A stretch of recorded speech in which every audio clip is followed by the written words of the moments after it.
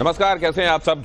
आप जानते हैं अब वक्त हो रहा है प्राइम एट 4 का। प्राइम एट 4 में हमेशा की तरह आप हर एक प्राइम टाइम न्यूज एलिमेंट को वक्त से पहले जान लेते हैं। प्राइम एट 4 में आज फोकस खबरें कौन सी हैं पहले वो बता दूं आपको। आज की वो खबरें जिन पर खास निगाह रहने वाली हैं। अहमदाबाद में सोती रही पुलिस और हो गया मर्डर। इस वीडियो के पीछे की पूरी कहानी आपके सामने में रखूंगा। साथ ही आपको दिखाऊंगा मध्य प्रदेश के अनूपपुर में भ्रष्टाचार की एक कहानी, जहां पंचायत सदस्यों ने खुद ही तय कर लिया अपना कमीशन। इसके साथ ही आपको दिखाऊंगा बिहार के मुख्यमंत्री नीतीश कुमार का वो वीडियो जिसकी वजह से वो एक बार फिर से चर्चा में आ गए हैं। इस बार क्या किया बताऊंगा। प्राइम एट 4 में आपको ये तमाम खबरें दिखाऊंगा, लेकिन पहले देखिए ये भी कि मीट की दुकान में बैन को लेकर सियासी फसाद कैसे चल रहा है, क्या कहा गया है, क्या ये निवेदन है या लोगों को इंसिस्ट किया जा रहा है, ये भी आपको बताऊंगा। लेकिन पहली बार फिर से चर्चा में है और इस बार बजट सत्र के अंतिम दिन फोटो सेशन के दौरान उनकी अजब हरकत सामने आई। विधान परिषद में फोटो सेशन हो रहा था। फोटो सेशन में मुख्यमंत्री नीतीश कुमार के साथ साथ तमाम बड़े नेता थे। इस दौरान नीतीश कुमार हाथ जोड़कर अभिवादन की मुद्रा में बैठ गए। जब काफी देर तक वो इसी मुद्रा में बैठे रहे तो आखिरकार बगल में बैठे मंत्री विजेंद्र यादव ने उनका हाथ नीचे करवाया। ये पहली बार नहीं है जब नीतीश कुमार इस तरह के किसी कार्यक्रम में ऐसी हरकत करते देखे गए। इससे पहले एक कार्यक्रम में राष्ट्रगान के दौरान नीतीश कुमार हाथ जोड़ने और कुछ इशारे करने लगे। ये देखिए आप दाईं तरफ स्क्रीन में। पहले उन्होंने राज्य के एक बड़े अधिकारी को कुछ इशारा किया और वो भी विनोदपूर्ण अंदाज में, और फिर उसके बाद वहां खड़े पत्रकारों को उन्होंने नमस्कार किया। और आज फिर से एक बार नमस्कार की मुद्रा में तब जब सभी लोग फोटो के लिए यहां बैठे हुए थे। खबर देखिए, संसद और विधानसभा में अपनी सैलरी सांसद और विधायक खुद तय करते हैं, लेकिन मध्य प्रदेश के अनूपपुर में तो एक पंचायत ने प्रस्ताव पास कर अपने लिए विकास की योजनाओं में कमीशन का परसेंटेज तय कर लिया। ऑन रिकॉर्ड कमीशन के रेट तय हुए। यह मामला अब जबलपुर हाईकोर्ट पहुंच गया है। मामला अनूपपुर के सालार गोंदी ग्राम सभा का है, जहां पिछले साल 23 नवंबर को ग्राम सभा की एक बैठक बुलाई गई और फिर उस बैठक में सरकारी योजनाओं में सरपंच, उप सरपंच और दूसरे सदस्यों के कमीशन के रेट तय किए गए और इसको लेकर एक प्रस्ताव भी पास कर दिया गया। मामला जब सामने आया तो एक आरटीआई कार्यकर्ता ने इससे जुड़े दस्तावेज निकाले और फिर जबलपुर हाईकोर्ट में जनहित याचिका दायर की गई, जिसके बाद अब सभी पक्षों को नोटिस जारी हुआ है। आप जानते हैं पंचायती राज, ये पंचायतों की अवधारणा जिसमें ग्राम पंचायत से लेकर जिला पंचायत तक ये जो 3 टायर सिस्टम बनाया गया था, ये इसलिए किया गया था ताकि ग्रास रूट डेमोक्रेसी को बढ़ावा दिया जा सके। लेकिन यहां तो देखिए करप्शन पहुंच गया है ग्रास रूट तक। सालार गोंदी जो अनूपपुर में स्थित है, वहाँ के पंचों ने एक फैसला पारित किया है, रेजोल्यूशन। इसमें उन्होंने ये लिखा है कि कोई भी सरकारी काम होगा, उस काम के निर्माण में जो भी लागत या राशि का प्रॉफिट होता है उसका कमीशन रखेंगे। मुद्दे को लेके हमने आरटीआई में डॉक्यूमेंट्स निकाले, पूरा रिकॉर्ड हमारे पास आया, जिसमें ये पाया गया कि इसमें सचिव ने आपत्ति ली और सचिव से जब बिल पास कराने को बोला तो इन्होंने रेजोल्यूशन पास करके सचिव का ट्रांसफर कर दिया। और अब आपको बताता हूं कि किस ग्राम पंचायत में सालार गोंदी ये प्रस्ताव पास हुआ। करप्शन के कमीशन को लेकर रेजोल्यूशन पास करके अपना अपना कमीशन फिक्स किया गया। और कितना कमीशन किसके लिए तय हुआ था, ये मामला अनूपपुर का है, जहां सालार गोंदी ग्राम सभा में यह प्रस्ताव पारित हुआ। ग्राम पंचायत में कमीशन के रेट तय हुए। सरकारी योजनाओं में रिश्वत के रेट तय किए गए। सरकारी योजनाओं में सरपंच का 10% तय कर दिया गया। उप सरपंच के लिए 7% फिक्स कर दिया गया। ग्राम सभा के बाकी सदस्यों के लिए भी 5-5% का हिसाब बना दिया गया। सचिव के विरोध के बावजूद प्रस्ताव पारित हुआ। विरोध करने पर ग्राम सचिव का ट्रांसफर कर दिया गया। हाईकोर्ट का ग्राम सभा अधिकारियों को नोटिस गया है। 6 हफ्ते में जबलपुर हाईकोर्ट ने इस बारे में जवाब मांगा है। नवरात्र में मीट की शॉप बंद करने की मांग के बाद इस पर सियासत शुरू हो गई। आम आदमी पार्टी ने पलटवार करते हुए आरोप लगाया कि बीजेपी सिर्फ राजनीति कर रही है, क्योंकि दिल्ली में बीजेपी पूरी तरह मीट की शॉप बंद करा ही नहीं सकती। संजय सिंह ने कहा कि दिल्ली देश की राजधानी है, जहां दूतावास और 5 स्टार होटल भी हैं। अगर बंद कराना है तो बीजेपी सभी को बंद कराए, सिर्फ छोटे कारोबारियों पर क्यों दबाव डाला जा रहा है। यहाँ तमाम देशों की एम्बेसीज हैं, वहां पे मीट बनता है, मुर्गा बनता है, वहां मछली बनती है। यहाँ तमाम राज्यों के गेस्ट हाउस है, वहां मीट मुर्गा मछली बनती है। KFC की दुकानें हैं, भाजपाइयों के रेस्टोरेंट हैं। बंद कराओ ना मीट मुर्गा, हिम्मत है तो बंद कराओ। अच्छा, नवरात्रि में शराब की दुकानें क्यों खुली रहेंगी? शराब की दुकानें बंद कराओ पूरे नवरात्र में। और अब आपको दिखाते हैं हमारे सहयोगी पुलकित नागर की ग्राउंड रिपोर्ट और आपको बताते हैं कि आखिर लोग और मीट के छोटे कारोबारी क्या कहते और चाहते हैं।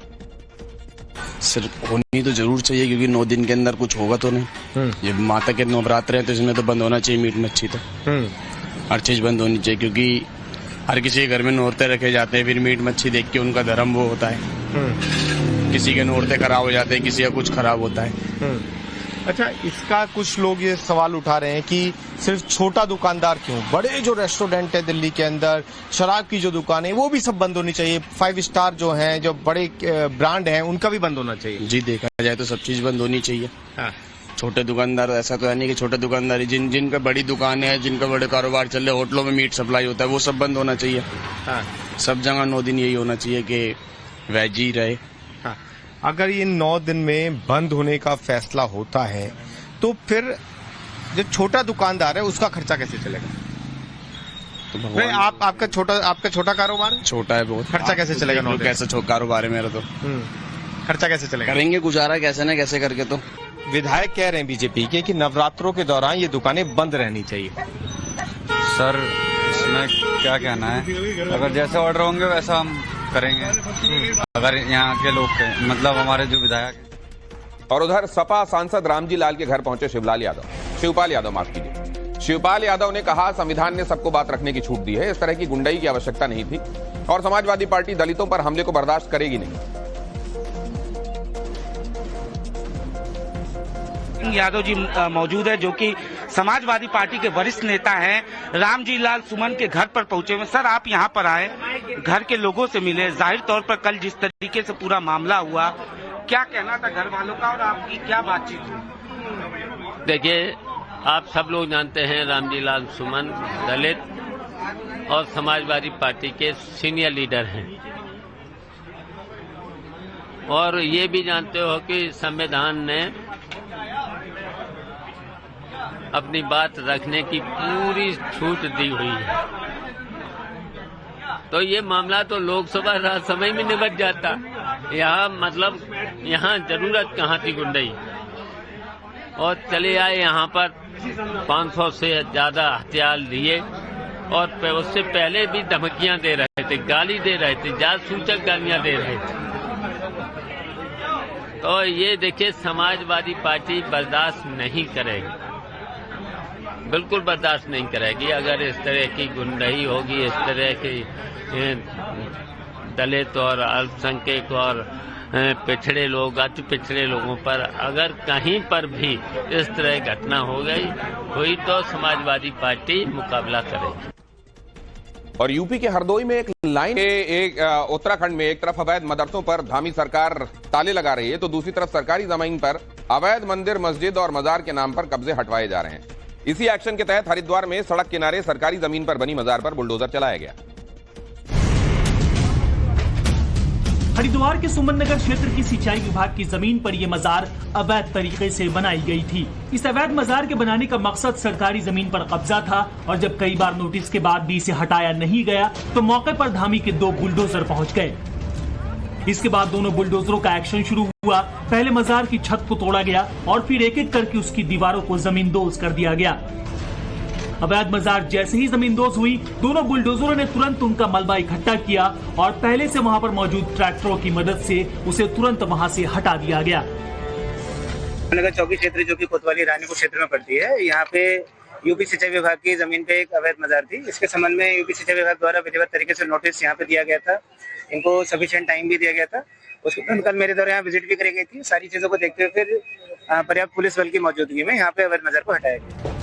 बुलडोजर एक्शन के दौरान किसी तरह का उपद्रव न हो इसलिए वहां पर पहले से ही भारी संख्या में पुलिस फोर्स तैनात थी। प्रशासन का दावा है कि बुलडोजर एक्शन से करीब 6000 एकड़ की जमीन को कब्जे से मुक्त कराया गया। विधायक राजेंद्र कुमार सिंह का विवादित बयान सामने आया है। अमरपाटन से कांग्रेस विधायक राजेंद्र कुमार सिंह ने साधु संतों और महामंडलेश्वर की तुलना सांड से कर दी। राजेंद्र सिंह कार्यकर्ताओं को संबोधित कर रहे थे और उस समय मंच पर प्रदेश कांग्रेस अध्यक्ष जीतू पटवारी और कांग्रेस प्रभारी हरीश चौधरी समेत कई सीनियर नेता मौजूद थे। इतना ही नहीं, विधायक राजेंद्र कुमार ने कुंभ से आए श्रद्धालुओं की संख्या पर भी सवाल उठा दिए। साधु सन्यासी जो है बाबा बैरागी, महामंडलेश्वर, इनको छोड़ दिया है जनता के बीच में। जाओ प्रवचन करो, भाजपा का प्रचार करो, हिंदुत्व की बात करो, सनातन धर्म की बात करो, और ये सांड चर रहे हैं दूसरों का खेल। ये जो भारत की पहचान है सर्वधर्म समभाव की, धर्मनिरपेक्षता की, समाजवाद की, हमारी जो संवैधानिक संस्थाएं हैं उनकी मजबूती की सब वो चरमरा रही है। बुलडोजर अब यूपी के मैनपुरी में गरजा, जहां पर प्रशासन की टीम ने चारागाह की जमीन पर हुए अवैध कब्जे को बुलडोजर की मदद से हटाया। इस दौरान गांव के लोगों से प्रशासन के अधिकारियों की कहासुनी भी हो गई। मैनपुरी के औछा गांव में लोगों ने अवैध तरीके से चारागाह की जमीन पर कब्जा कर रखा था और सरकारी नापजोख और पड़ताल के बाद जब यहां बुलडोजर पहुंचा तो हड़कंप मच गया। प्रशासन के अधिकारियों की मौजूदगी में बुलडोजर ने एक एक करके वहां पर अवैध अतिक्रमण को तोड़ना शुरू कर दिया। चारागाह की जमीन पर न सिर्फ अवैध तरीके से लोगों ने कब्जा कर रखा था, बल्कि यहां पर मकान बनाने के साथ साथ बाउंड्री भी बना ली थी, जिसके बाद बुलडोजर ने एक एक करके सब तोड़ दिया। जब बुलडोजर ने कार्रवाई शुरू की तो वहां पर मौजूद लोगों ने प्रशासन की टीम को घेर लिया और एक दूसरे के कब्जे की शिकायत करने लगे। मेरे में जैसी भी एक है, अब चाहो तो मैं 20 जगह एक साथ तोड़ डालूं तो नहीं टूटेगी ना, तो आराम से टूटेगा। और कार्रवाई खत्म नहीं हुई है, कार्रवाई अगले 3 दिन हमारे जज साहब खड़े हुए, ये भी हमारे साथ हो जाएंगे और 3-4 दिन कार्रवाई खत्म करके चारागाह जमीन खाली करके फिर हम उस पर कोई कार्रवाई करेंगे। ठीक है, ये करेंगे। कुछ ग्रामीणों का आरोप है कि उनके घरों को गलत तरीके से तोड़ा गया है। हालांकि प्रशासन ने इस बीच साफ कर दिया है कि इस इलाके में अगले कई दिनों तक बुलडोजर का एक्शन जारी रहेगा। एक ईडी ने काली कमाई से जुड़े मामलों में बड़े स्तर पर छापेमारी की है। पटना में 8 से ज्यादा अधिकारियों के ठिकाने पर छापेमारी हुई। 4 से ज्यादा इंजीनियर और पदाधिकारी, नगर विकास और आवास विभाग, पुल निर्माण विभाग, ऊर्जा विभाग, पथ निर्माण विभाग के इंजीनियर हैं। सभी अधिकारी बिहार प्रशासनिक सेवा के बताए जा रहे हैं। बिहार सरकार के भवन निर्माण विभाग के मुख्य अभियंता तारिणी दास के घर बड़ी मात्रा में नगद मिला है और इसकी गिनती के लिए बैंक के अधिकारियों को बुलाया गया है। बैंक अधिकारी नोट गिनने की बड़ी बड़ी मशीनें लेकर पहुंचे हैं। काली कमाई से जुड़ा ये पूरा मामला है। आप जानते हैं बिहार में कंस्ट्रक्शन के कई काम उनकी सब स्टैंडर्ड क्वालिटी की वजह से गिरे हैं, जिनमें बहुत सारे पुल हैं। पथ निर्माण विभाग में भी भ्रष्टाचार की शिकायत सामने आई थी और अब इन महकमों से जुड़े हुए अभियंताओं के घर पर जब छापे मारे गए तो बड़ी मात्रा में कैश मिला है और कई जगहों पर तो नोट गिनने की मशीन लेकर जाया जा रहा है। बड़ी मशीन नोट गिनने की, घर को बुला लेंगे।